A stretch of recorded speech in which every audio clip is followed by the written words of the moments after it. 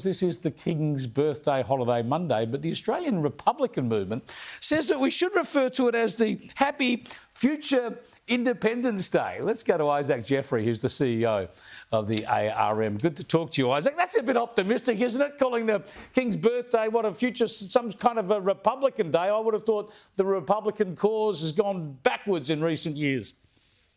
Not at all, mate. Good to be with you. Look, I'm very optimistic, and I think that an Australian Republic is in our very near future. I mean, today we are celebrating a man that lives 17,000 kilometres away. He's not an Aussie. He wasn't born here. He doesn't live here. He hasn't migrated here. He doesn't pay Australian taxes. He lived here for a while. Went to school here. We are celebrating him today. Went to school here, and I seem to recall for a short time, I remember him being accosted by a woman in a bikini at a beach once too, so he knows a bit about Australia.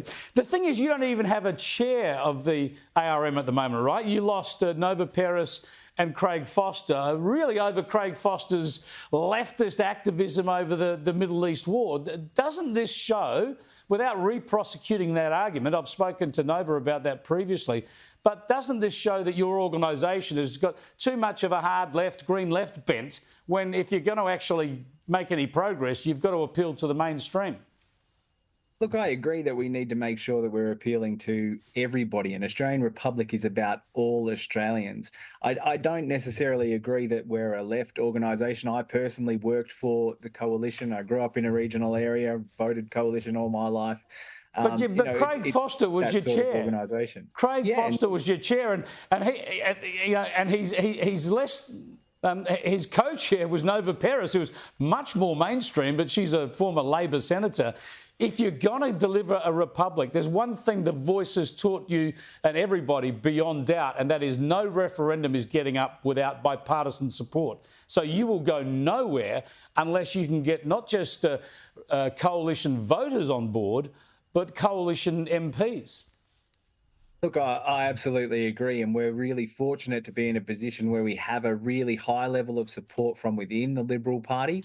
I don't think it's going to be the same sort of scenario as we saw last year with The Voice. I think that everybody involved has learnt lessons from that, whether that's ARM or whether it's the political parties themselves as well. I think everybody's learnt the lessons of The Voice, of 99, and of same-sex marriage.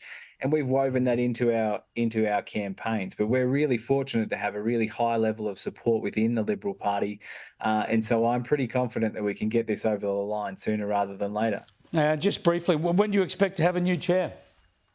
Look, our election process was brought forward. It was already going to be brought forward before the two co-chairs stepped down to avoid the King's visit, which is later on in the year. So look, the election processes are running now, and I'm expecting we'll be able to announce a new chair towards the end of the month or very early in July. But we do have an acting chair, and the show keeps on rolling. You know, we've got thousands of members, tens of thousands of signed up supporters, and millions of Australians who believe in this cause.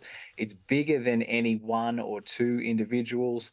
And so, you know, we're just getting on with it, and we're celebrating today, you know, the King and the future of an independent Australia. Yeah, thanks for joining us, Isaac. I appreciate it. Isaac Jeffrey there with the Australian Republican movement. I think they're pushing the proverbial uphill at the moment, but I can't bring myself to say that I'm celebrating the King today. That's asking too much of me. It's a public holiday for most people. For my family, I'm happy to work, I got to say, on the King's birthday.